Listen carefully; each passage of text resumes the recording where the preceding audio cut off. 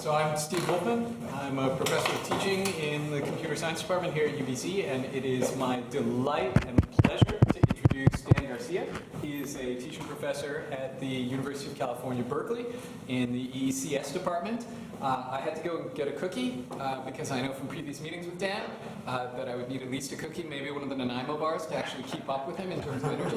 The first time Dan and I hung out, he I was going to say taught me Dance Dance Revolution, but really I didn't necessarily get that far. I was better than I was when I started, but I was just watching in awe of Dan's moves. So I have since then called him Dance Dance Garcia since I didn't know that. his email address is DB Garcia, so it just works well. So that makes sense. Dance Dance Garcia.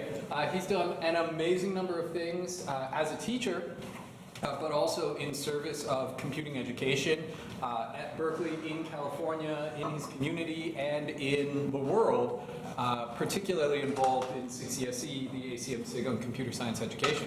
And so I think without further ado, I'm going to hand it over to Dan and sit down and eat my cookie and watch. That's great. Thank you, Steve. Good to see you all. It's wonderful to be here. Make sure the microphone's good for people in the back, I guess. I'm tapping it. I don't hear it. I'm tapping, I don't hear it, but it's supposed to go to that. So that's good. All right, we'll roll with that. So as Steve said, I'm Dan Garcia. I'm going to talk about our initiative to transform high school computer science through our course we developed called The Beauty and Joy of Computing. So we'll jump right in. I'm trying to some motivational slides talking about why we need this high school computing. This is the number of, in 2012, high school. AP stands for Advanced Placement. The College Board has these courses that you take in high school, and you can use them for college credit or placement. And this is the number of students who are taking these courses in history and English and science, and they're up near the million number range. And here's all the way down at the bottom end of the curve. You always want to look at the right part of the curve. It's up top right or top very small. In this case, it's very small. It's computer science. And even worse is of that box, you say, well, of that box, maybe if at least they're distributed to look like the people in the country or the world, that's okay, but they're not. 50% of this tiny box are girls, 8% are African American or Hispanics, and we have on the order of 30%, 20%, 30% Hispanics, and 10% African American. Not at all 40%, and so 8% is much less than that, and 50% women. So actually, we're not doing so well in terms of getting this to the students who could really use it, really could make a difference for them. So computing is literacy of the 21st century, but AP CS is only available in 5% of the schools. And so really the challenge is how do we get great computer science everywhere? And it isn't just an intro to Java, because AP Computer Science A is an intro to Java. It isn't about a course that is going to teach you how to program. Certainly the goal isn't to make everybody a programmer. It is to kind of bring perspective of what can you do with computer science. Give you the power that not just consume things on your mobile device, but actually learn how to build those kind of things. So it's giving them, empowering students and broadening participation in computing. So lest you think, I love starting sentences with lest you think that I'm the only one in this initiative, there's a whole family of folks who are helping us with this. This is the Beauty and Joy of Computing family. Brian Harvey, Tiffany Barnes are kind of the PIs on the project. Luke and Colleen are amazing grad students that helped us build this course. And these are unbelievably strong high school teachers we've worked with throughout the entire process to make sure that as the course that we developed at the university moves to high school, it's still relevant, connected, and can be done in a high school setting. So how do you make a change in the entire country? We're talking about the US at this point, but I'm trying really the world. But how do you make a change in the entire country if only a small fraction are actually have an engaging computer science course? Well, we decided rather than try to fix AP Computer Science A, this Java course that has so little participation of underrepresented groups, wouldn't it be amazing if you invented a new course? Let's invent a new great course, broad, you can learn about the things you do, the social implications of computing, as well as how to program as well. So it's not about just reading about what computing can do and not doing it, it is both. Learning about what computing can do and what you can do with it, and actually learning how to do it yourself and feeling really empowered with that. So the single source of national leverage, the US, every state gets to make their own decision. And if you know a little bit more of the details of that, whatever Texas says, or Texas is one of our biggest states, the Texas Board of Education, things get adopted there. They also get adopted by many other states. So if you convince Texas, you can get that. But it's about 50 different fights you have to fight at that level. And even farther than that, sometimes they even pass it down. The federalism passes it down to it's on the district level. So you can convince a state, but they say, well, it's not up to us when the district makes the final choice. So that's crazy to have to go to each one of these districts and try to make that convincing argument why you need CS and why you should have a teacher and why you should teach this course. So the way you get it into all those places at once, the national leverage point, is the College Board. The College Board offers these courses, and if you get it to be a College Board course, then all the schools will say, hey, we got to make this happen. All of a sudden, just nationally, it takes effect. So it's really delightful. The goal of this new course, called Computer Science Principles, replacing the older one, Computer Science A. Doesn't really tell you what A means. A is A versus AB, so it doesn't even tell you what that is. This is principles, saying it's the fundamentals of that. It's 7 big ideas. We'll talk about that in the next slide or two. It is really thinking about what computer science can do for you and what you can do. But it's connecting it to the student as well. It's creativity. It's engaging, accessible, inspiring, rigorous. It's awesome. A lot of computational thinking. I'm hearing there's a new, most of the morning we talked about the new computational thinking course you're thinking of building. It's delightful to be in on the ground floor of that, to be able to have some new sense of what should we be doing for the rest of the campus. Not just our major, but the rest of the campus. This was that space for us.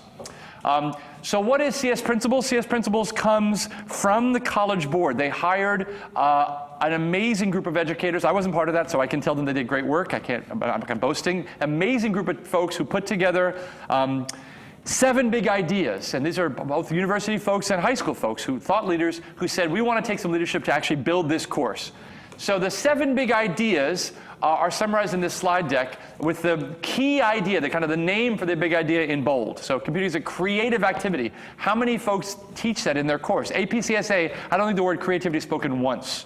Right? If like the drinking game, like when he says it, drink, all the glasses are still full. Nobody's drinking because they're not hearing creativity in the CSA course. Abstraction, we know about the power. It reduces information in detail to focus on the relevant concepts.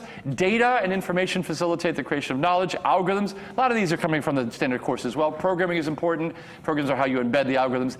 The internet pervades modern computing. This used to be systems, but systems is too ambiguous. You mean embedded systems, big, small? No, it's about the internet. Let's change the focus of that. And computing has global impacts. This last one, big idea 7, is the one that really resonates with me. Like, let's talk about what you can do with it and what it means. What's the digital divide and how does that affect what people are building and what they can build in their space of that? It's really very powerful. How can it be transformative? By the way, there's a website, csprinciples.org, if you want to know more about this. There are 6 computational thinking practices. There are 2 pillars. One is the kind of big ideas, the things, the facts you need to learn about it, and then the things that you do, like the nouns and the verbs. This is what you do, the practices, what you do in your class. So these are the things you do in your class. You connect computing to other disciplines and to other things that are transformative, transformed by computing. You build artifacts, you develop things. So you're not just learning about them, you're also building yourself. You're doing abstracting, you're analyzing problems and artifacts. Someone gives you an artifact you want to poke at and probably say, what situations does this not work in? Does it work all the time? Could you build it yourself? Does it scale? The things you've been doing with your students as well. Communicating and collaborating. This is great. Collaboration is part of the required things. There are a lot of people taking APCSA and they never once work in a team. This is crazy. This says, no, this is a course supposed to live in high school before the APCSA, so it's kind of like 11th graders, we're talking about 16-year-olds, and you're required to collaborate. Woo! We love it. That's how we do it in the industry. That's how we all do it at the university level. Let's make it happen now at the high school level. So we love that. We all think this is great. Dynamic, 7 big ideas, 6 CT practices. We love it. How do you assess it? Well, in the old days, you had, and this is the old school way of doing it, you have a written exam at the end of the year, which has multiple choice, and you have some free response questions, which like write a little algorithm, do some stuff. Here, it's a hybrid, in which you have these 2 authentic performance tasks that you do over the course of the year. One is called the create performance task, which is coding, but here's what's great about it. Unlike a field of CS education which says, let's find the niftiest programs that we can make people all do. So let's find a tic-tac-toe or a hangman or a breakout or something that's really, or sound or something visual or graphical. That's nifty and really great, but you make everyone do it. So that's easy. Why do you do that? Because now it can measure you all by the same stick and your project, you all have the same spec. But what are you not doing? You're probably not engaging everybody. There's probably some people that's not really interesting. People, I don't like graphics. So you're not going to engage everybody. This says every single person picks their own project. Huh? With the thing and no. That's awesome. Okay? That means everybody gets to find what's passionate to them. Do you care about outreach to groups? So find a project where you find a local group, a community group, and you maybe write an app for them or something. That's perfect. I love it. How about you like graphics? You want to make a game? I love it too. I want to do a simulation of traffic. I love it. So yes to everything. Are you kidding me? We love it. In fact, there was a small, this is like giving you some inside baseball, there was a small time where we said, let's give them a list of things they can choose from. And immediately all of us says no. This list means you're going to start picking from that. Once I put a list, you'll be picked from the list because no one will say or other. No one will do the other. All will go from the list. No list. You pick whatever you want to do. Huh? With the thing? Okay. Explore performance task. You go find an innovation, a computing innovation in the world, okay, that has a societal impact, and you research it.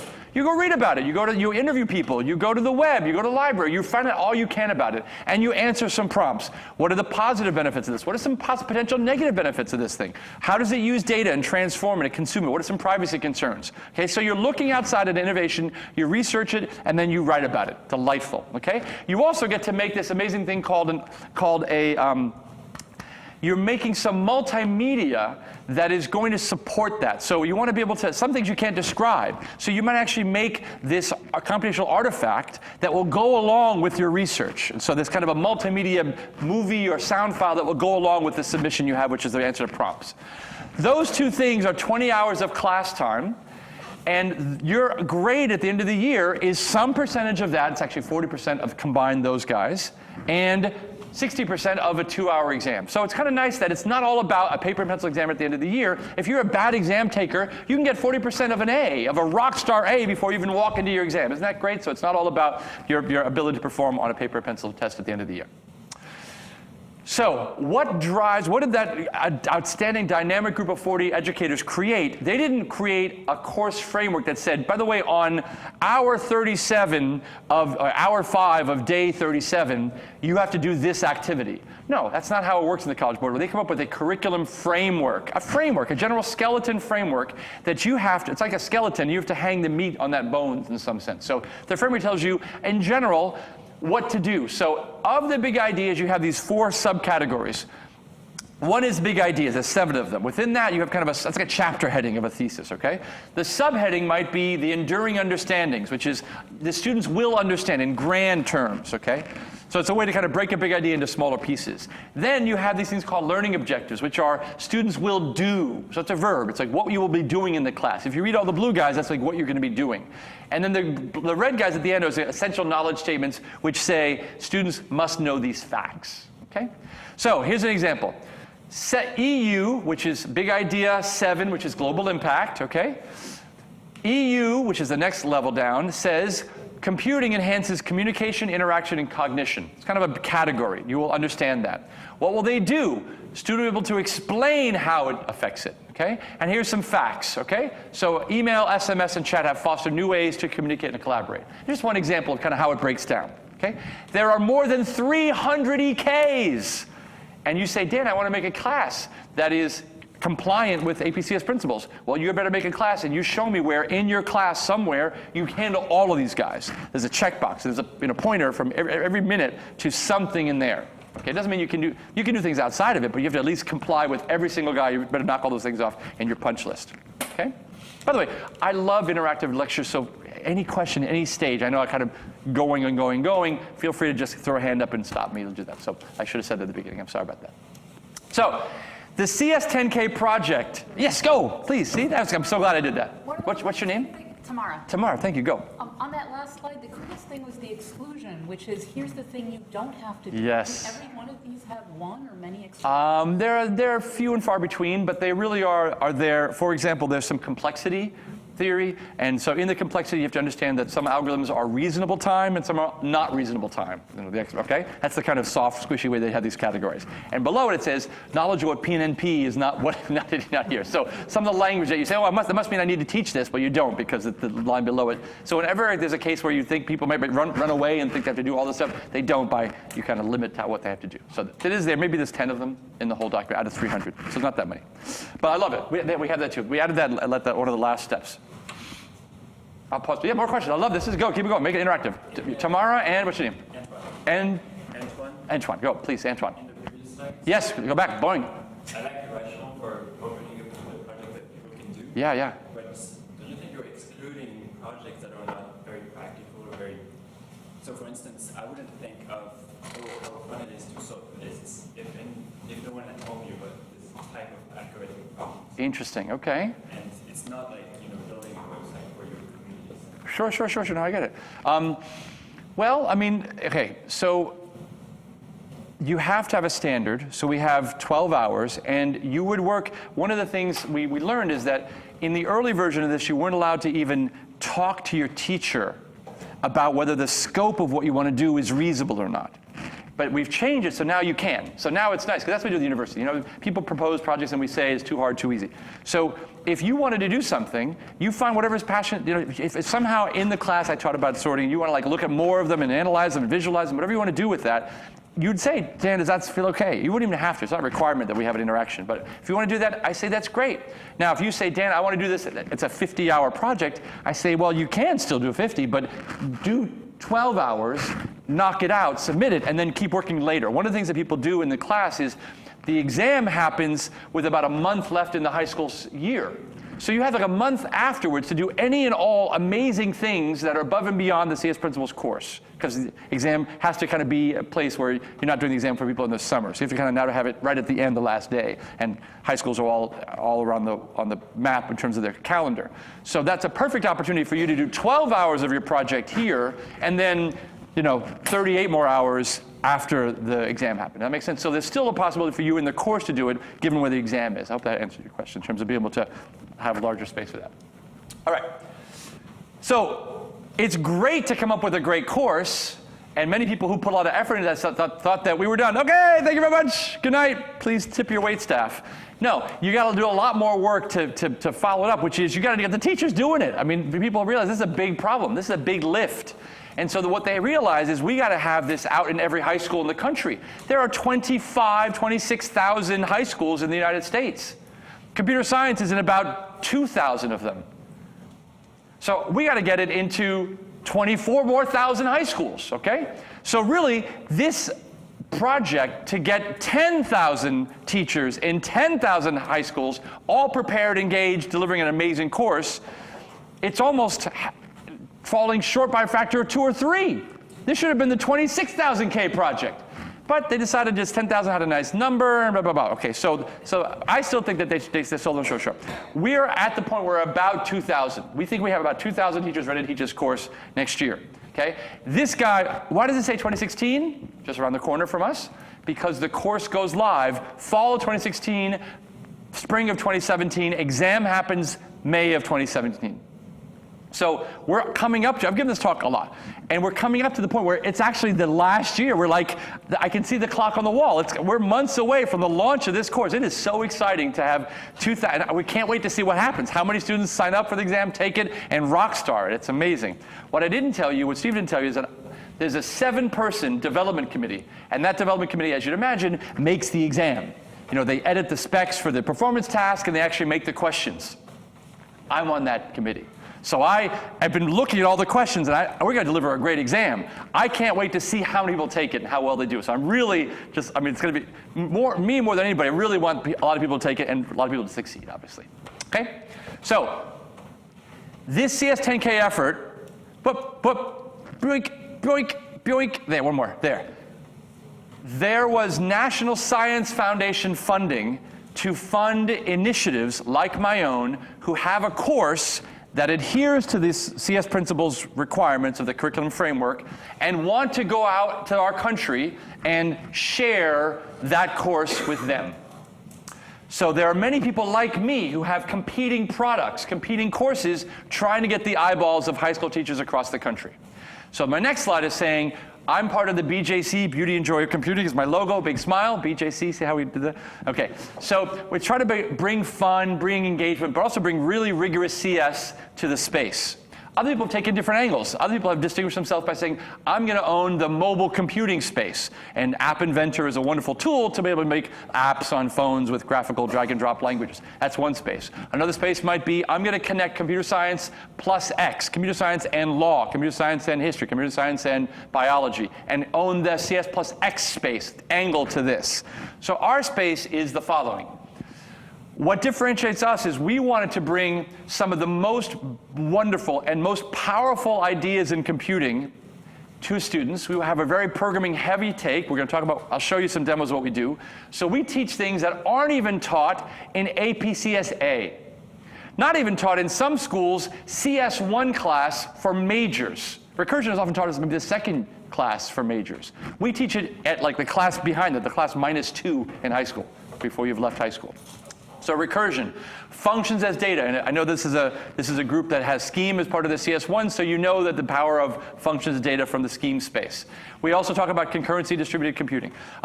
We use a graphical language. Many people are evolving to using graphical language because you don't have the syntax issues and all that.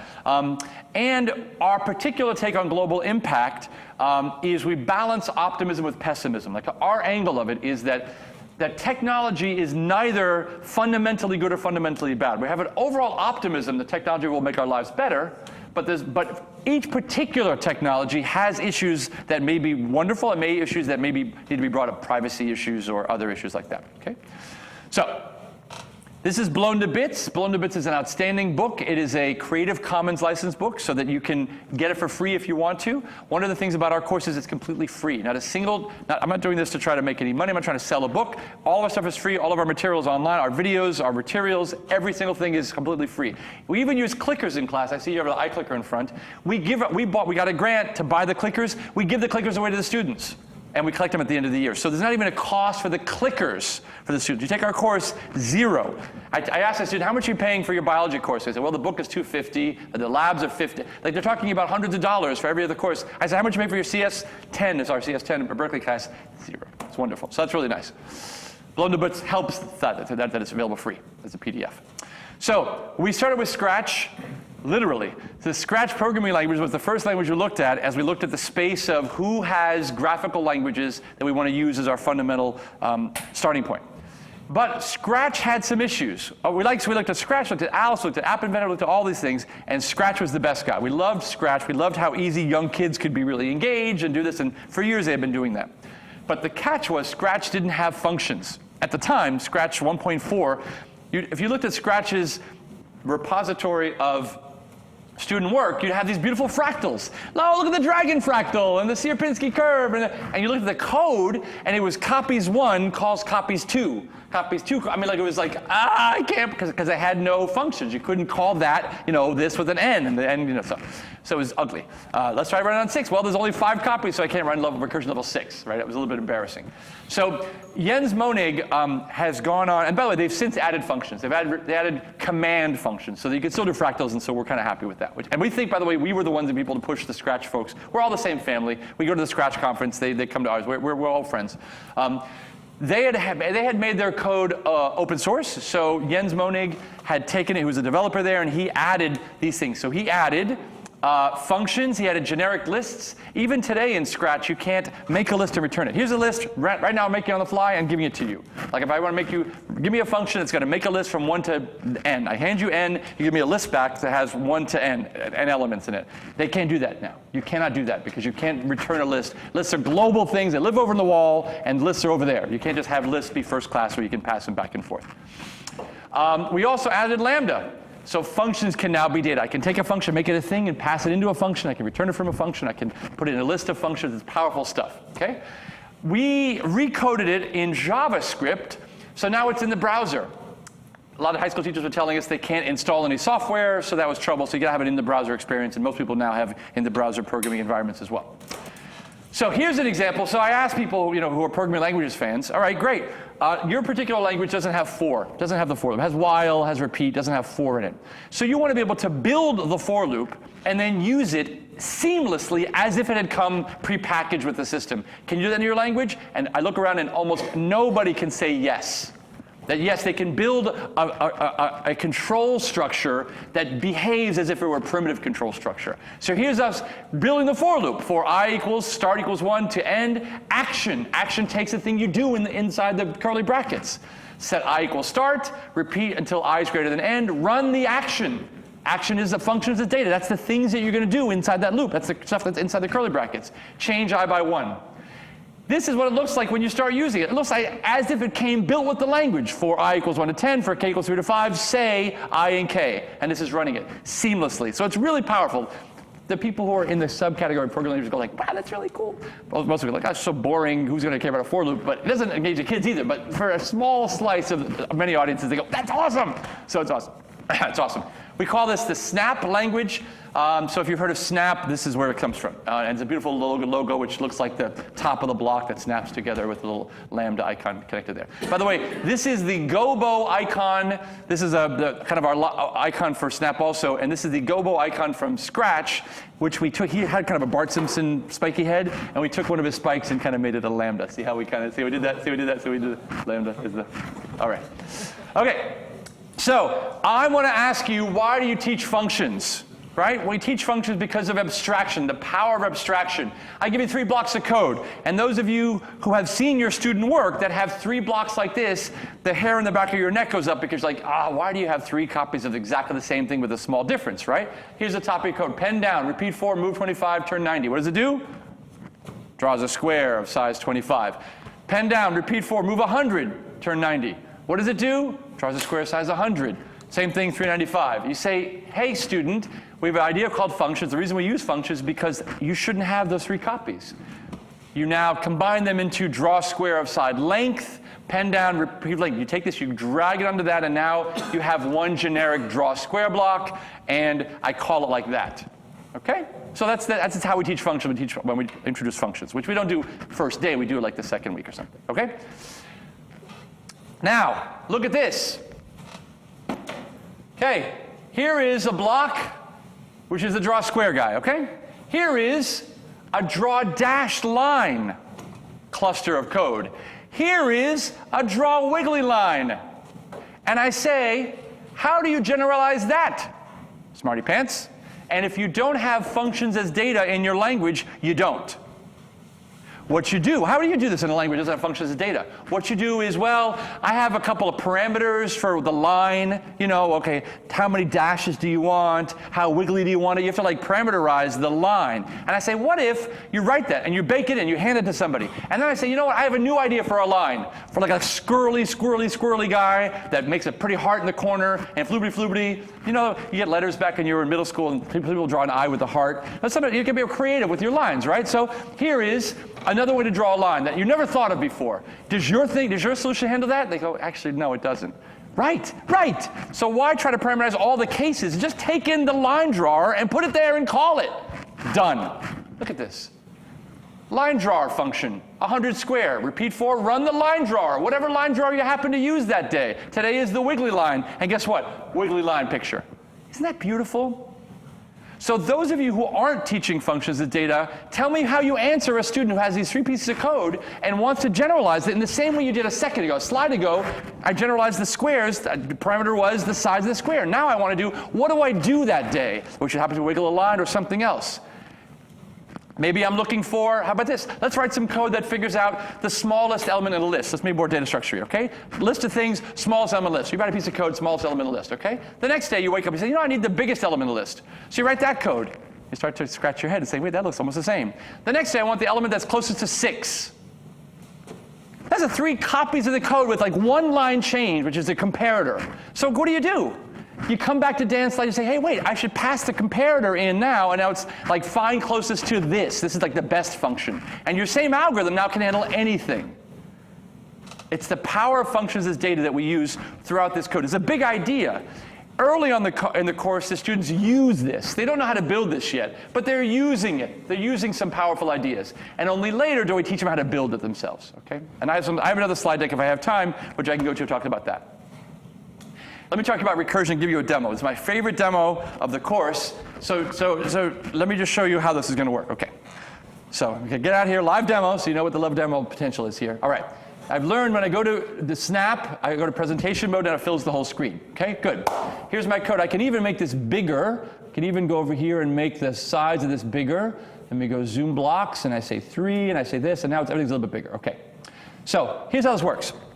This guy up here is setup code. It says clear the screen, lift your pen, go to a certain place, put the pen down, point up, 0 means up, and call the V routine. And I say, what's the V routine, you might ask? Let's edit that. This is the V routine, okay?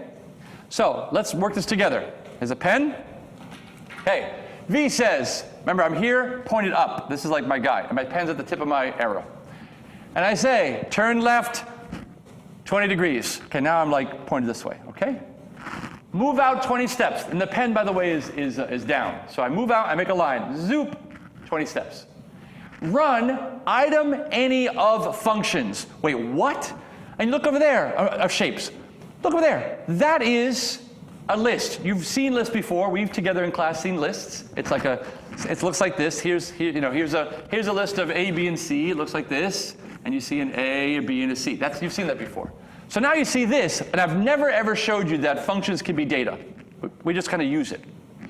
And I say, what's that a list of? And you all say, it's a list of 3 blocks, which it is. They happen to have a gray border around them, which is a way to kind of thunkify them and lambdafy them, but fine, 3 blocks. That's not hard. In other languages, I say, Python, show me a list of 3 functions. I say a list of plus, minus, and add or something, or plus, minus, and square. And what I get, I say, show me what that is, and I say, call that foo. What is foo? It'll go like left angle, have you done this before? Left angle bracket, pound sign, some internal code. It doesn't show you what it is. No, this is square, hex, and star, right? It's easy to read, okay? All right. Run item any of it. So item any says, go to this list, pick any of them, and now run it. Okay, so square, and all that means is wiggle around. It's like the pen thing, but it's like the move in a square, like repeat 4, move, and it's going to do this. Okay, it doesn't do any pen thing because your pen is already down. It just moves. Okay, now move minus 25 steps. So I go back, turn to the right 40, which is kind of symmetric. So I'm now over here pointing this way, and I do the same thing again. I go out, I pick an end. Oh, it says star. So star is like this little star shape, and I come back. And I get that. Let's try it, okay? So I go to full screen mode. I've shown you V, I've shown you this. I'm gonna go here and boink, okay? So here's my shapes, just to remind you. And I'm gonna run this. Ready? Click this green guy and go. Oh look, it went left and got a square and a star. Look I did. I didn't, that was pretty good. I was like, I should go to Vegas. Okay, here we go. Boink, oh, 2 hexes. Oh, that's kind of fun, but pedantic. What's the point, Dan? What if I hit up arrow? Oh, no. Oh, no, you didn't. Oh, yes, I did. I just added V itself. I need to have like an echo. V, itself, to the list of things I could choose. So now, in class, draw a picture of what you think will happen. Okay, so everybody pauses and thinks about it, and we make them draw the picture. Okay. And if you ask them, what they often say is, like when it'll pick V, it'll be like a double V. It'll be like a square and a star and a this, that. And that could be it. Let's try it. This is my favorite part. Ready? And, son of a gun. Okay, ready, go. Oh, what happened there? Well, it happened not to pick V, both of those cases. So sometimes it doesn't pick a purple guy, that's fine. Try it again. Oh, look at that. That's kind of neat. It went left, picked a V, and then that meant it was going to split again and pick 2 guys. And those guys weren't Vs. Okay, so I only picked 1 V out of those 3. Let's keep going. Boring. And what happens at that moment, the whole class goes, especially if it draws for a long time. And that's a moment that you just pause and you realize computer science is awesome. And recursion is awesome. And there's a reason this course is called The Beauty and Joy of Computing, which is not only are the pictures beautiful, but the code that generate them and the ideas are beautiful. Okay? And the joy comes from appreciating that stuff. So what happened here? You just picked a lot of Vs. Okay? So now you ask yourself, might it never stop? Might you just continue to pick purple Vs? Yeah. What's the chance of that? It won't. Okay? You can do some probabilistic analysis. It won't ever happen. That'll go forever, but you can have it go for a long time. Kind of neat. So this is beautiful, and this is wonderful, and this also sidesteps and is a really elegant way of handling the base case. No, we have to say, if I'm in the base case, then don't recurse, otherwise recurse. This just probabilistically handles it, right? You're just going to sometimes not pick a purple guy and you just stop. It's just beautiful. You don't even talk about it. But this is how we introduce recursion for the first time and the power of it and why we love it. So that's my V demo. I love that demo. Yoink. All right. So we're on time. We're doing great. We're doing great. That's my V demo. Okay, you can make a mobile app. And I talk about, I'm even going to do this. I'm having such a good time now. I'm even going to do this demo, which is I can make a mobile app. The App Inventor team, they have like a 30-minute tutorial about how to make a game called Whack-A-Mole. Have you seen the Whack-A-Mole game in the arcades where you have to take a little rubber hammer and you kind of whack the moles that pop up from the gopher holes? Okay, let's do it together and show you what happens in the first 5 minutes of the course, okay? So 5 minutes of the course, we get out of this, we're going to stop this, we're going to make a new project. I have to keep doing this if I do that. Get too close to the menu, it gives me trouble. Okay, there. Okay, new thing, replace with new one. Okay, so here's my guy, cancel that. All right, so I have done this in the past where I have 90 seconds and I make the Whack-A-Mole demo. Okay? And I can usually make the demo in 60 seconds and then share it on my phone, which I don't have turned on to be connected to the wireless thing, in the other 30. Okay, so let's try it. And maybe I can wait till the 6 and I'll see if I can do it. Here we go. Okay. Okay, ready?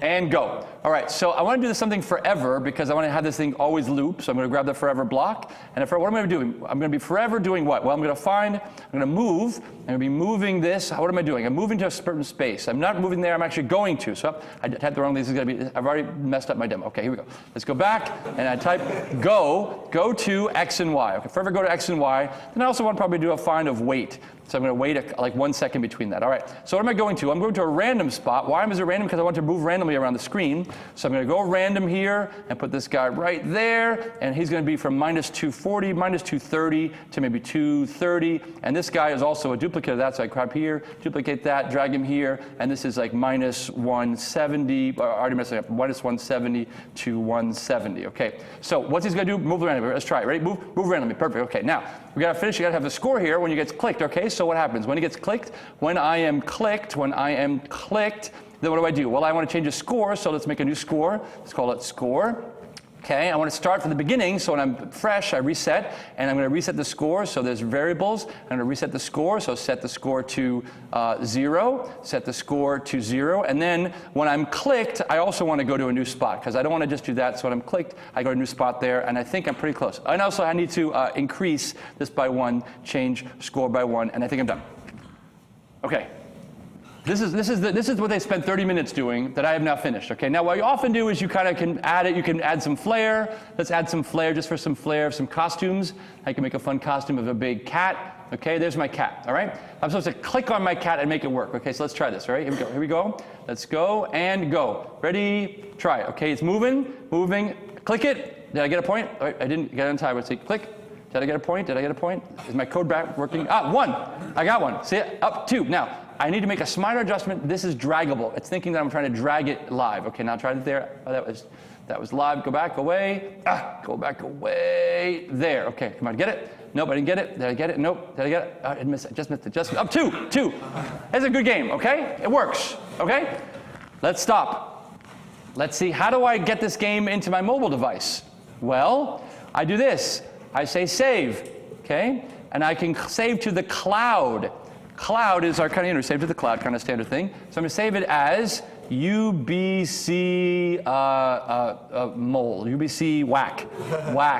Okay, UBC whack game, okay? I'm going to say save it, and now I've saved it, and I also want to now open it as a shared project. So I'm going to go change it to be a shared project. So I scroll to the bottom, I have like a million guys here. UBC is down here.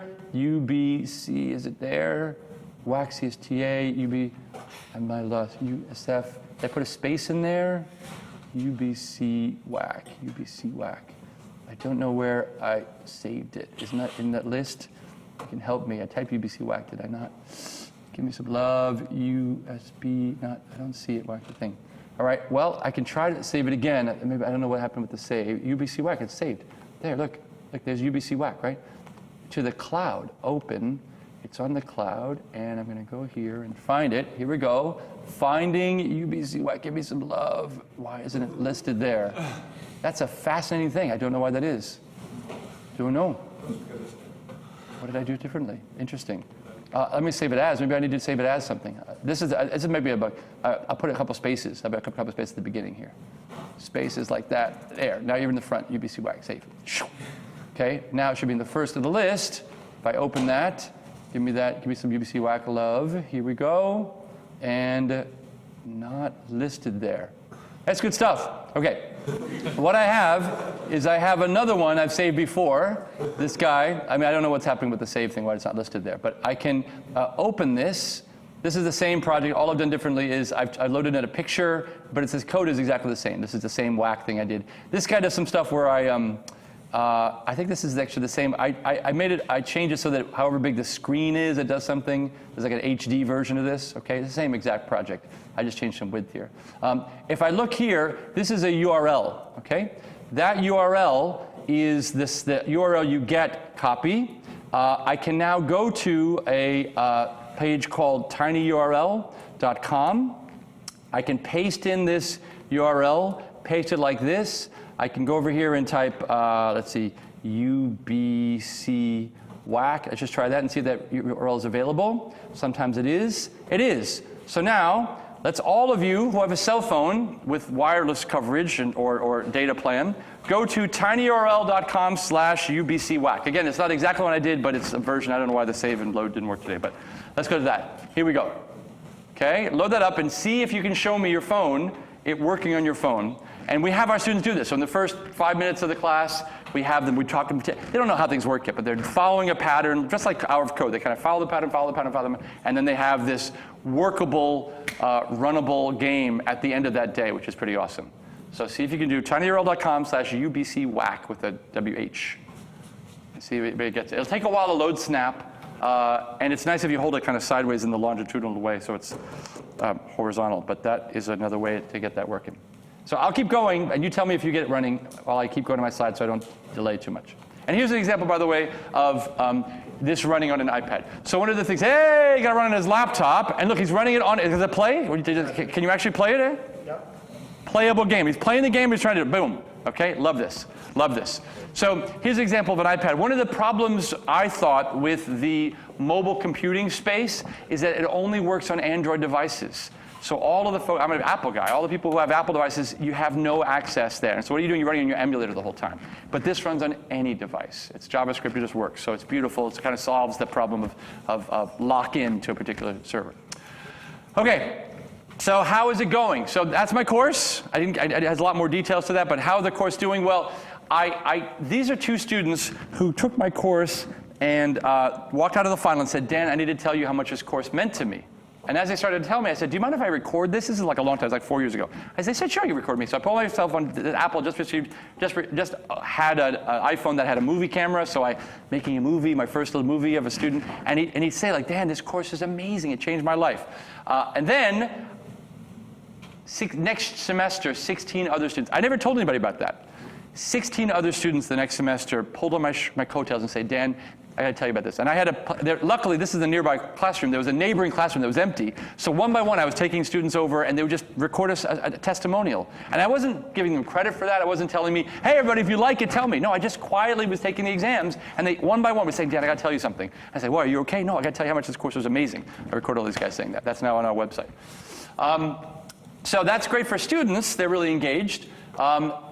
This is the percentage of women in our courses for major. A, B, and C are our course 1, 2, and 3, and it wiggles around, 10, 15, to up to 30. Wiggles around maybe about 20, okay? By the way, this is longitudinally since 93, I believe. This is the non-majors course, which was a scheme-based course in which we taught recursion, how to function, but all scheme. And no social implications of computing, no global impact, no collaboration, just you do my project at the end of the year, all in scheme. And they were happy, 35% women. Then we introduced BJC, And we saw the highest number percentage of women ever, including a semester twice now it's happened, which we eclipsed the 50% line of women. So there are more women than men in this class. And as a result, the people who want to join my class as lab assistants, as readers and TAs, were now more diverse. And now I have half-half TAs, women, half-half TAs, half-half readers, and it's diverse all across the board in all roles students can have for me. Amazing. So this is the course when Brian and I taught it together. So this is in high school. So we hand it to high school teachers. This is Nathan Maddox, one of our early adopters from our local school, Piedmont School. He says, BJC rocks. The students love it. This may be the best course I've ever invented. He says, we have 5 times more girls than last year. We smashed our enrollment record. We retained everybody. Girls, they had like an intro course they used to have that was replaced by BJC. That BJC replaced, I mean. And they used to take that intro course but never go on to other courses in that school. And now that every single one who takes BJC goes on. Every single one at that high school goes on to the next course without any change in rules or anything.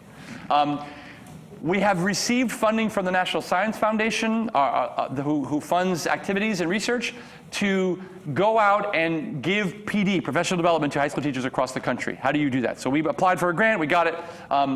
So our model is petals around a flower. So we work with kind of a university anchor, because universities have kind of free access to a meeting room, so teachers can meet, so it's easy. So we're a beautiful way of doing that, and we engage another university.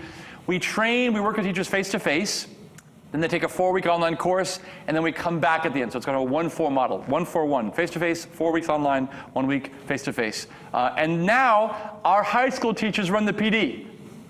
So I'm kind of on the back coordinating, and the high school teachers who really know how it works are the ones in front of the stage, in front of the other high school teachers telling them how it works. So it's great. We have now reached 240 teachers across the country, including Puerto Rico. In the first year of our grant, we went to them. We'd say, hey, does anybody want us to come bring our PD to you? And small local CSTA, Computer Science Teachers Association chapters that had a lot of people, and they were engaged, they said, how about come to our chapter? So we went to them. But after that first year, we lost the early adopters, and it was more like 2 here and 10 there and there. So the next year, we had to bring them to us. Just a small difference in model of that, but we've done that. TEALS is a program, talk to some of you about that, which partners an engineer with a high school teacher who may not be experienced in CS, and they teach the course together. And TEALS offers 2 courses, Intro to AP, Intro and APCSA. So Intro is our course. So we got the TEALS contract in that they taught our course with their engineer and that. So that was great. And we brought in 44 more teachers that way. And this is the TEALS program on the New York Times page. We support our teachers with the Piazza group. If you don't know about Piazza, you should. It's amazing. And so we work with our teachers, which is now more than 300 strong of people who are on our group. Please feel free to join our Piazza list. This is how we talk about everything. If there's a new update to Snap, it goes here. If there's an update to the performance task, it goes here. Everything is about that. We need to say that not everybody going through our PD teaches the whole course. It's actually a lot less than half of that. But many of them have it influenced them. Many of them use that, and they use Snap, or they use Blown to Bits, or they use some part of what we do. They don't all teach all of it, but some of them teach exactly all of it. And we offer monthly webinars to support them. The future is to support our family. We now have so many teachers that so much of my cycles is now making sure the people who have gone through our PD are happy and supported and connected. So that's a challenge for us to continue to grow and support the folks behind us. So this is us in our local chapter. We decided to go global. We decided to take our course and put it on edX. So we were the first computer science principals on any MOOC space. edX decided to come and give a grant for high school courses that would be given out that go to scale. So we got one of those early grants. We had a limited beta of 12 teachers. We then had a global launch of our MOOC, which is to everybody. It's like many to one. And a SPOC. And a SPOC, if you don't know, stands for Small Private Online Course. And the idea of a SPOC is that a high school teacher can use the MOOC as like an ebook. And they kind of use it, the students in their local class are still a normal class, but they're using the MOOC to like log in and get that stuff auto-graded and all that stuff. Gives them a free dashboard. They can see how their students are doing. They can brand the course in a certain way. And what's nice about their SPOC's technology is it's still one course from my point of view. So if there's an error, I make the fix once, and it affects all the teachers who are grabbing it. In the early days, they actually had to make copies of it, so that's ridiculous. That's like the fractal thing, right? I have to change it all those different places. Now the SPOC technology allows me to make one fix and all the teachers see the fix. So it's like a layer of Mylar in front of the actual core class. The MOOC had 16,000 students, but like any MOOC, you have a lot the first day. Just click the button, and then fewer as they actually engage with the class. But incredible enthusiasm of students who really want to learn this stuff. It's awesome. Here's more details about the SPOC, which is that the students sign up for a class. The teacher gets to pick the parts they want. The teachers can mute parts of it. So if they have like 5 units, they can mute unit 2.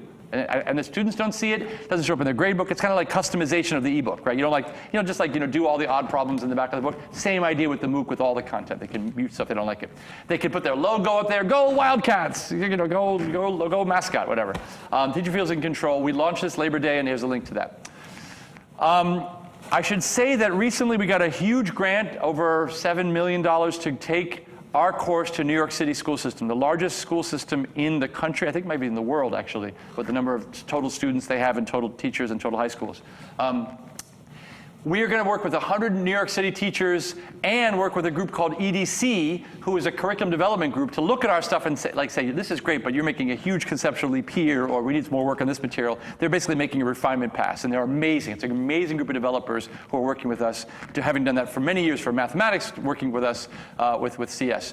This is the demographics of New York. Again, almost 70% people of color, so we're really excited about getting to New York and showing some early success. We made a little picture. This is like, I love New York, BJC loves New York. There's a little picture.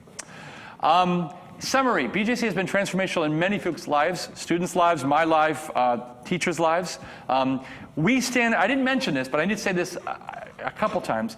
We stand on the shoulders of giants. Okay, it's not just rah, rah, go me. It's rah, rah, the things that we wrap together in the BJC tinfoil, which is the CS Principles framework that I didn't develop is dynamite. It's really good. 7 big ideas, 6 CT practices. That's great. And all these great courses are coming out of that. So that's awesome. So I can point to that and say that's great without bragging. Scratch is great. I didn't build that either, so that's amazing. If you haven't seen Scratch for your middle school kids or your grade school kids, point them to that. Scratch is amazing. And Blown to Bits. Again, none of these things I wrote, but they're amazing. And we brought those together and wrapped some interesting exercises and called it BJC. So this is what we've done.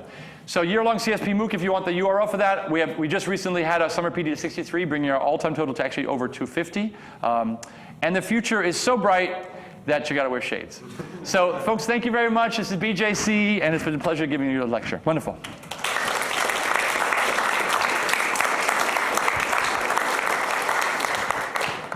So now. All right, thank you, Dan. And questions? I never know why I'm sitting here for this part anyway. So I just want to...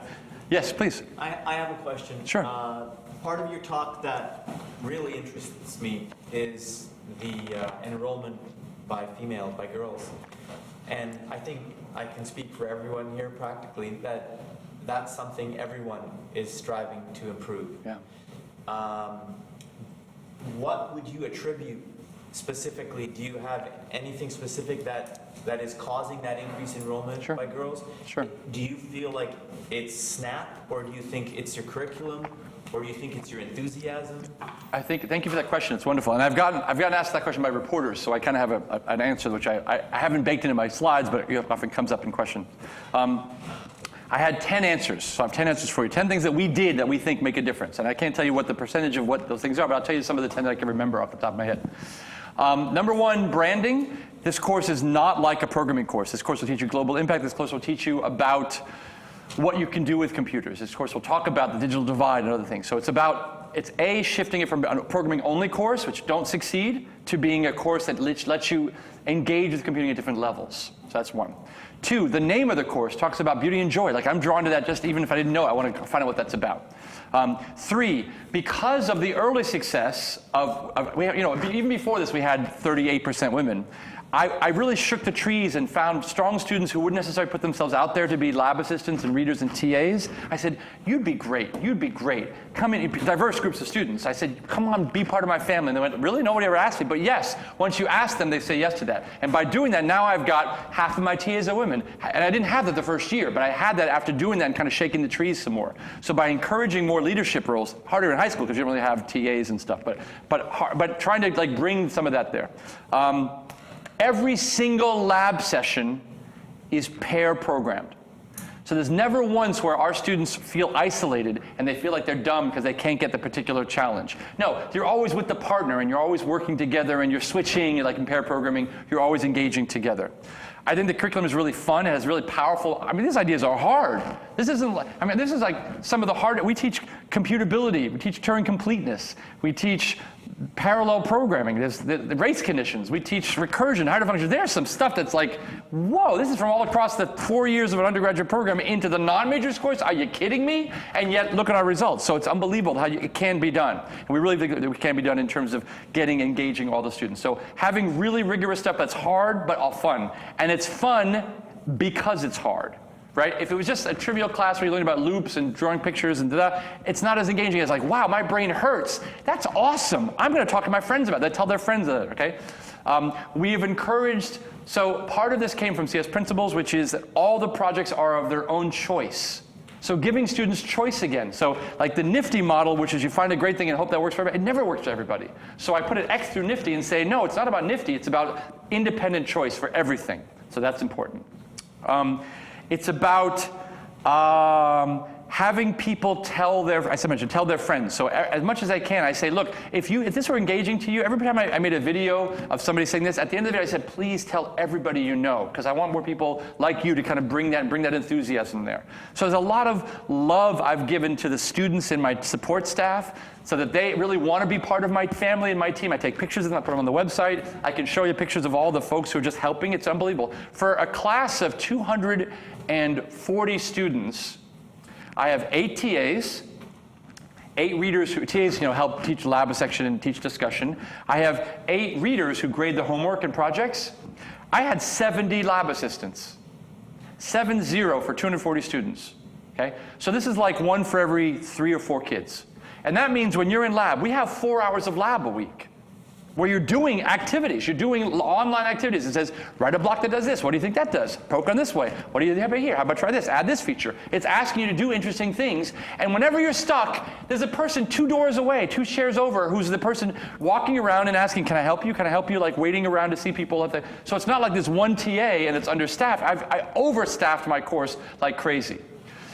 I've changed the grading policy from being a B- centered course to being a B+ centered course. Because if you are from another discipline, you're from chemistry, and you want to try computer science, you shouldn't have your GPA, you're a 4.0 student, you shouldn't have your GPA, you'd be competing with majors who need more background before this first course for majors. You should be able to try a course, be in the middle of the curve and do well, and not have to have your GPA be hit. So by kind of pushing the GPA a little bit up, we care about your grade inflation, but not on the non-majors course. Come on, care about it overall in your program, but not one course you have it kind of graded high, and the students, if they do well, they're going to get an A or B, basically. You don't get a C in my course. If you tried, you're getting an A or B. And so we have students who are like, Dan, I barely got a bad project working. You're still going to get a B in this course, maybe a B-, but you still do well and you won't really get hit for that.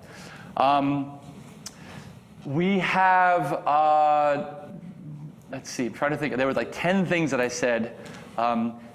It's graphical. The language itself is graphical, right? So the fact that it's kind of pretty, like this V picture, it's almost pretty having the colors in this. There's no syntax. We used to teach a scheme course, right? This scheme course that we taught, I had probably a week or 2 that I lost over the whole course of the year of just helping people understand parentheses. I mean, you guys teach scheme, right? It's like there's something about people can't get that 1 left means a function called 2 left means this guy returns a function. Like it was just too much. And I don't have any of it. Here's why. In Snap, and this is from scratch too, this is a block that's called a command block. It doesn't return a value, okay? If I drag it over a reporter block, it doesn't highlight white because I can't drop it, because semantically it doesn't make sense to drop something that's going to do something into a block that needs a value. So I drop it, it'll just sit on top. It doesn't actually fall into the hole. This guy is a variable, so this will fall into these holes. So you have no syntax errors in this language, and Scratch, and App Inventor, because it doesn't semantically make sense to drop it, so you can't drop it.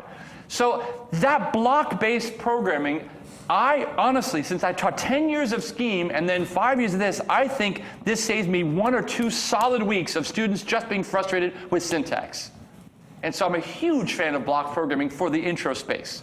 What are the things we do, which I haven't showed you? I'll show you this one. I love this demo. Students believe that if you're programming in blocks, you're not programming. So they say, when do I start programming, Dan? What, you wrote this. This isn't programming? No, that wasn't. How's that not? Well, so they don't. Okay. So let me show you a great demo that we have here. This comes built into the system. Okay. I go to examples and I go to codification. Okay. Check this guy out. Oh, I have to click this again. Codification. Yank, yoink. Okay. So Google on its interview cycle, asks students to write the Fizz Buzz project. Have you seen Fizz Buzz? It's a drinking water, for the students in the drinking water game, where you're in a circle and you go around saying a number larger than 1, 2, 3, count off, okay? And you keep going around and around and around.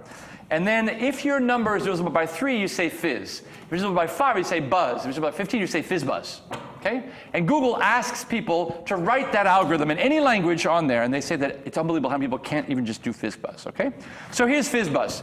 Okay? For I equals 1 to 100, if I mod 5 is 0 and I mod 3, divisible by both 5 and 3, i.e. 15, say fizz buzz. Otherwise, if it's divisible by 3, say fizz, otherwise 5, say buzz, otherwise say I. Okay? If I just click this, watch my sprite, he's going to say 1, 2, fizz, 4, buzz. Okay? He's doing the fizz buzz game. Okay? So I say, you wrote this, you got this working, Mr. Google interviewee, but they said they needed it in Python. Well, we have a mapping. Because functions can be data, I can drag this block of code into this gray border, and now that's the input to that. And now I say set script to that. Boink, script is now set to that block of code.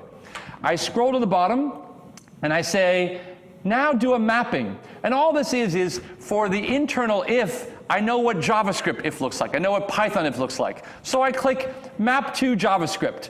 And this is JavaScript. So they say, I want to learn JavaScript. You did, you learned it, because you learned how to code in this language, which can be translated easily one-to-one with JavaScript. So I go over here, and I say export. Okay? This, my friends, is the code that you were writing all along. Okay? They do this at code.org. Code.org plays the hour of code, and then they push a button and say, show the code, they show the JavaScript. Okay? So I copy this, I go over here to, is it view or is it window? I forget, which is the history, view, developer, okay, JavaScript console, and I get the console, and I click paste, and ladies and gentlemen, FizzBuzz, okay, in JavaScript. And I have this mapping for all these languages. I have this mapping for all these languages. Let me get out of this. Let me get out of this and go back to this window there. Okay. Close that. So I can map to Smalltalk or Python or C or 20 other languages. All that is just a mapping of like this if block looks like this in C, looks like this in Python. It's trivial. But my point is the students get it. I show this and now they kind of get like, wow, I was learning computer science all along, which is just a syntax translation between the other language you wanted to learn. So that's kind of a neat little example. I can just show you in 10 other languages. It's kind of fun. So the fact is that this is more fun to program in than any of the other guys. When you're learning and you haven't typed, I can drag a block. The benefit of block space is very simple. One, I don't have to memorize anything for the functions. Like Unix, you memorize the commands. No, I just see them and I try to find it. And it's even better, I have a find command. So I go over here and say, Apple, Command F, and I say, I showed this before, I say move. That's mod, that's mod, so there's my mod block, boom, okay? I type MO, and then it just shows up, I can drag it, okay? That's cool. Then you say, well, Dan, the other, by the way, that's one benefit. The second benefit of having blocks playing with programming languages is no typos. I talked about that before. So, and the third is I think that I'm actually faster at Control-F, grab the command than I am typing a long thing. The fourth is, there's nothing, just like command completion, there's nothing stopping from having really expressive functions that have spaces. Notice, by the way, that if I look at some of this code, not every block has, and this is just the general stuff here, let me escape out of this and get out of here. Not every one of these have, I don't know why it's giving me some trouble. Okay, because they hid that, they hid the thing over here.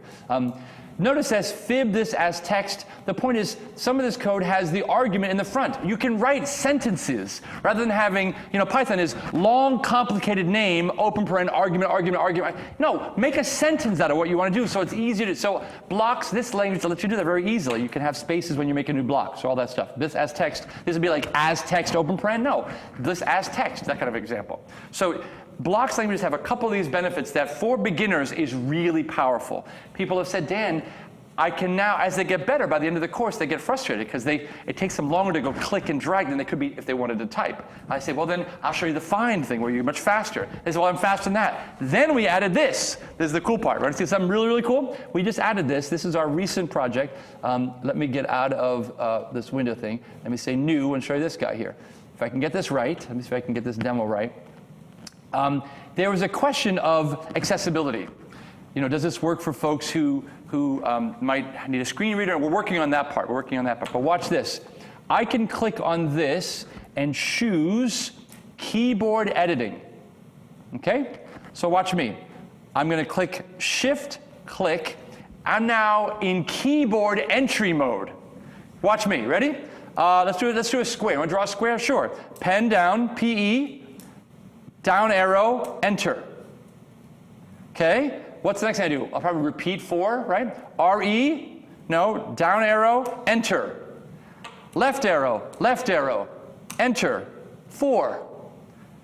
Escape, right arrow. Now I'm inside this guy. Okay, I'm typing. Once you get good at this, you are unbelievably fast, okay? So what am I going to do now? I'm probably going to do a move. So M-O-V-E, bam. Oh, I have to move probably from a bigger number than 10. So I'm enter 100, enter, right arrow, up, down, down, down, down, right, up, left, down. There. You have to remember how to like get back to the slot. I'll get better as I do this. And then there's probably a turn there. So it's an enter, and then turn right by there. How much is it? Enter, 90, enter, done. Ready? Click. That's my square.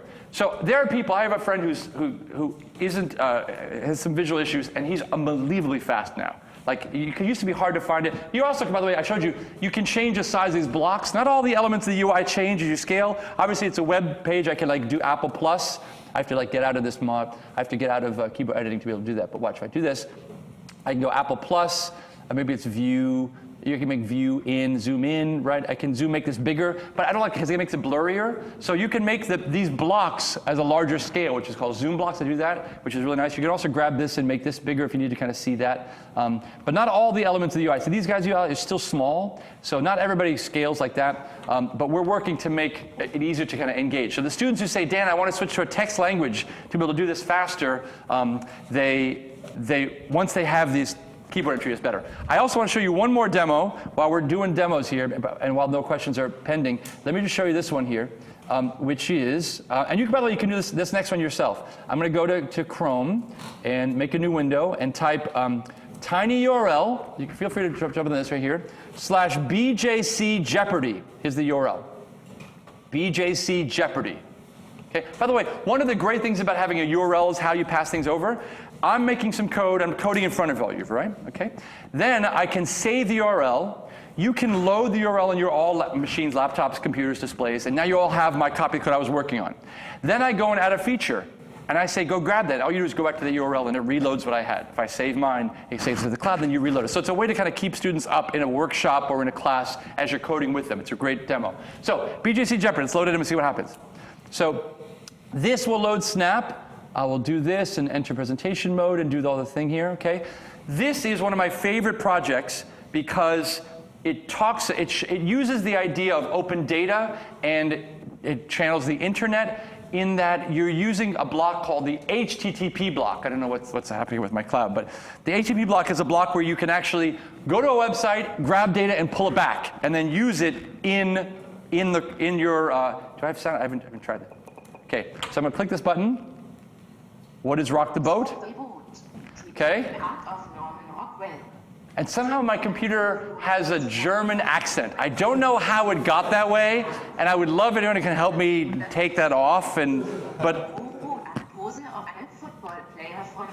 I don't know.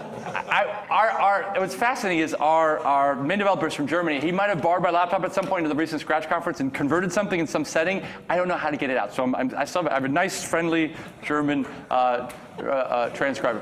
So this is what's it? This is a normal Jeopardy question, and I can just click on it to get the answer. What is Michelangelo? Okay. So how does this work? How does this work? This works by the following. This is so cool. Ask Jeopardy question.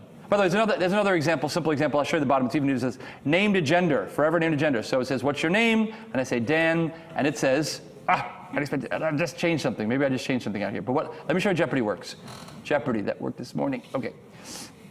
Jeopardy calls this API, this internet API that returns a JSON string. It looks like JavaScript object notation string. Well, you don't want to be parsing that to this. No, listify. So that listifies something that takes this string, which we just call a sentence, and makes it a list of lists, key value pairs.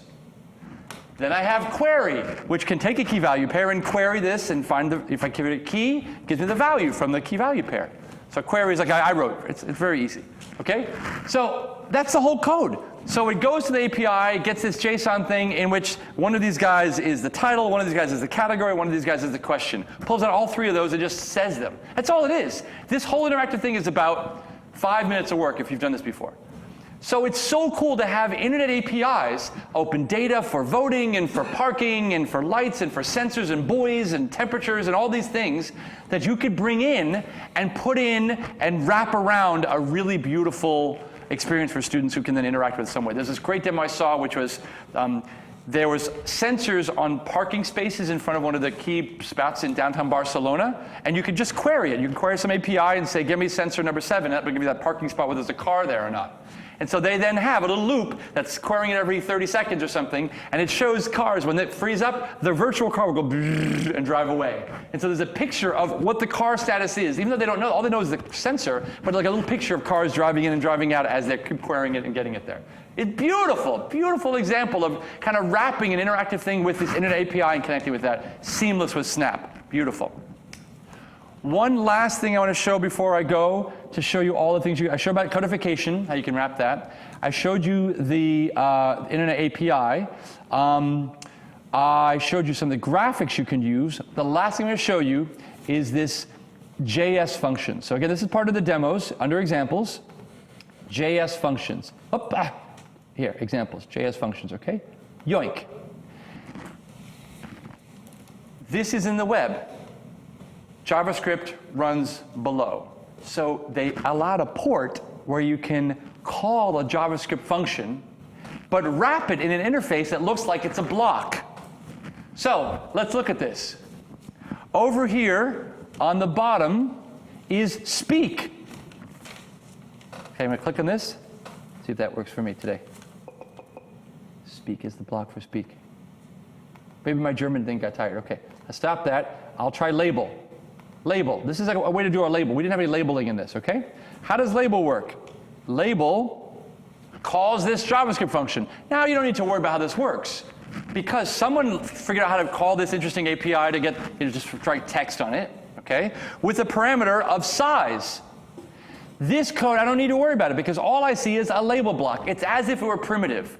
So you can go in and add interesting, crazy blocks that call Chrome APIs or other JavaScript APIs that do interesting things. You wrap it in an interface that looks to everybody who uses it like it's normal, built in from the system. So this big Snap block is calling all the JavaScript whodaddy who does all the work, but I just see label, I'm calling label and using it in a beautiful way. So the other power, so I've talked about codification, I talked about the internet API, but this last piece, to interact with JavaScript, is a language feature that really can open the world for students who really want to go crazy and add some amazing things that aren't built into Snap and too hard to build into Snap. Like for example, it's much faster to call a JavaScript drawing routine than it is to call Snap. So as a simple example, he does here's a Sierpinski curve, which boop, and there's a pretty picture, which should take a little bit longer in Snap to run, but it's really pretty to do that. Okay, and I think there's one, I'll just leave a cool demo, which is, I think it's live tree. I think that's the one. I think that's the one here. Let's see if that works. And when I say space, that's supposed to go space key. That's supposed to work. Let me just see. Run, and then space key, warp. I might have messed with it. So this is a space key, and this is just a really fast thing. And there's a way to kind of make this. There's a way to change a parameter. I didn't show you this one last feature, which is you can have input sliders and have you execute on slider change, which means I can go in here and this tree size, if I slide this, notice I'm getting like live coding. Rather than running it and getting the output, I can grab each of these. This is also in Khan Academy. If you've seen Khan Academy, you can grab the JavaScript stuff and change the parameters. So I'm just showing you, as I'm going here, I'm grabbing this number and changing the value being passed into this, and now it's live changing you these things. I don't know what this is, maybe the angle. I don't know what this guy do. So isn't that just beautiful to kind of see how each of the parameters affects an output? you don't have these in other languages, but the fact is because we connect to JavaScript and make it fast, we can kind of do other things and change some of this stuff. This is just great for when you have fractals. This is just a great demo of that. So lots of things that we have in Snap that are great benefits. By the way, you don't have to buy the whole BJC package. It's free anyway. It's all out there. But you can just do Snap. You decide to Snap as the language you want to use and not use, blown to bits and not use our curriculum, but you think Snap is fun. Or you can use some of our things and not use, the book or something. So all these things are pick and choose whatever you think is good. So I was answering questions that weren't being asked of me, but it's because I wanted to show you more demos. Anyway, I'm having fun. This is good stuff. All right, go, yes. Yeah, you have any thoughts on how early you would introduce pieces of this into the curriculum then? Or That's a really good question. I love Scratch so much that I would say every grade school kid in the world should be playing with Scratch. More than the maze thing, I want to have I'm a big constructivist, so I want people to be building their own stuff, not just follow the thing to do your maze, mrcode.org, but having, they also have some creative stuff at the end of the things, but it's all about, open-ended, for example. The way Scratch did their hour of code, they said, go make a greeting card, right? There's no limit to what you can do with your creativity or pictures and sounds. That's my spirit also, and less of the kind of rote puzzle things. So I think every kid should see Scratch in grade school. So by the time you're in 6th grade, before you go to middle school, or 5th grade, you're making projects and you're saving. You might not know really all of the CS plan, but you're engaged and you're interactive and you're making sharing and all that stuff. Once you have Scratch, Snap is like Scratch. It doesn't have the same user. I mean, they have 10 full-time staff or something. A lot of, just to manage the forums to make sure that kids are happy and not putting, spam and all that stuff. So we don't have that staff, but we have a great deal of programmers who've done a lot of great things here. So Snap is here's functions. You already were making functions in Scratch. Here's a function that can return a value, a little bit, just a little drop. It's the same idea. They look the same blocks and control constructs. Now so leak in the little idea. Now here's a list that you can return a value from. There's a little bit more. So you can kind of step really carefully and add, when the kids are ready, add some of the details to that. The real deeper question is that so many courses, mine included, assumes the kid has never programmed before. Right? I even say in my first day of class, all right, who's programmed before? And there's some hands, and I ask them what languages, and I say, thank you for telling me that. You're not supposed to be in this class. And they go, ah, and I don't kick them out. I don't make them embarrassed, but I say, please consider other classes which are better suited for people who have programmed before. So by the time the second or third lecture comes around, those people aren't there anymore. So I have a room of people who haven't programmed, and I can take you from Jump Street to all the stuff I want to do. But what if you have this in a high school class where kids might be feeding in from middle schools? Some middle schools may have no programming, then fine, you can do this. Some have done a lot of programming. Well, what do you do differently? So I think that's a constant challenge for all of us to make sure you kind of can handle that impedance match where you have a large variance of kids with different experiences coming in. We had that for our hour of code. An hour of code thing. We have some activities. We talked about that earlier today. Where's my earlier today person? Well, we had the hour of code conversation we had, and what do you do with 12 high schools that are coming in, and this one has done Snap before, and this group has touched Scratch but not Snap, and this group has not done anything. So how do you make an activity or a set of activities? We were talking about before, yeah. I couldn't find it, but all around, right? So that's really a challenge. I'm not sure if I answered your question, but it is a challenge. I say early. I say you can bring this stuff in early. I said this is really meant for down the street, never programmed before, juniors in high school, 16-year-olds. I think if you've seen it earlier, if you've seen Scratch and you know that stuff, this can be even earlier than that. I don't think the ideas are that crazy. Is that a hand? Yeah. Yeah. So speaking of impedance matches, how do you pull off the 1 to 5 TA to student ratio, and what do we do if we can't pull that off? Love it. No, it's not 1 to 5 TA to student. It's 1 to 5 teaching support person to student. There's 1 TA for 30 students. And the lab assistants, we brought this up earlier, the lab assistants, we were talking about this earlier, the lab assistants are paid by credit. So students get credit. They just get general graduation credit. They get 1 unit for every 3 hours they work. So I have 70 people. I could pay 2,000 people. I have no limit to the credit I can give. It's just a number I give, and there's no, oh, sorry, don't give more. Oh, you used up your allotment. No, come on. Crazy. So it's a Stuart Regis, the University of Washington, created this kind of undergraduates being involved and invested in the undergraduate education by teaching and being section leaders and that kind of thing. That reflected and kind of bubbled all around, didn't hit everybody. So you have to create a culture where students know that if you like the course, there's a role for you. All the A students, you tell you, all the A students, there's an expectation. If you got an A, you're going to give back. It's like the pay it forward model. There's an expectation in a culture that you give back and you get credit. And students all do. I mean, all of my A students, I would say 80% give back and come back for at least one semester. And of the lab assistants that are amazing, you know, the Steves and other people in the room, they bubble up to be readers. And the best readers become TAs. And when you get to be TA at Berkeley, you get full tuition. Full tuition. Plus you get paid. So your tuition's covered and you get an hourly wage. I mean, it's a university thing and we somehow found the money for it, but that is what works. So it's not just that people are doing it because they want that prize, they want the gold ring, but they all love it. They're giving back because they love the course. The course meant something to them, and you have to make the course meaningful. So you bring a course that students love and are making videos about how much they love it, and they want to give back and share that with other people. And you talk about that. The last week of class, I'm just shaking and saying, guys, I really need you to, the reason it worked because you had a 4-to-1 ratio. I need you to come back so I can talk about the giving back thing. So I push it really hard. But there's a culture of it, which I didn't have to like create the culture. There's kind of already a culture of that. And but other people from other majors. Remember, this is a course for mostly non-majors. So I'm telling the people who are the chemists and the this and the bio people, you need to come back to the computer science department and help the next year. Even if you're not a CS person, you can. And I have a fair number of my lab assistants, a big percentage, are not CS majors. They just love this thing. There's somebody who worked their way all the way up, and she was a bio major. She'd taken 2 or 3 classes. She took the next course for major, but that was it.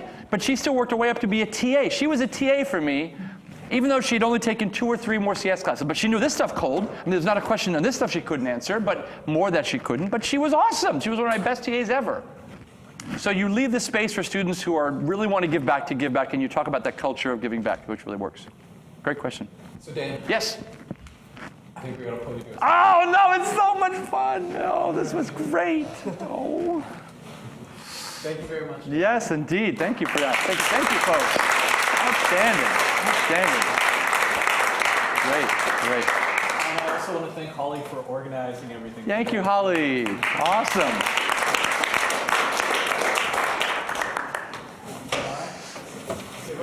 All right. Wonderful.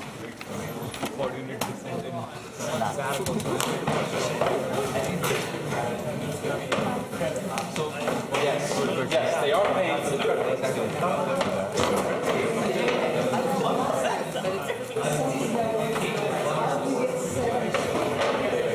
How you got the first? I actually really wanted the letter.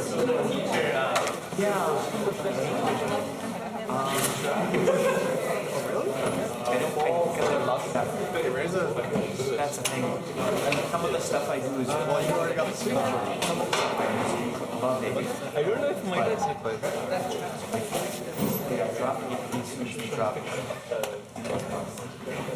that was many years ago. Here's my schedule. Here's my TAs. Look, TAs. 5 women, 5 guys. Yeah, we don't readers. Pretty diverse, not perfectly diverse for the readers. These are my TAs. Those students are working hard.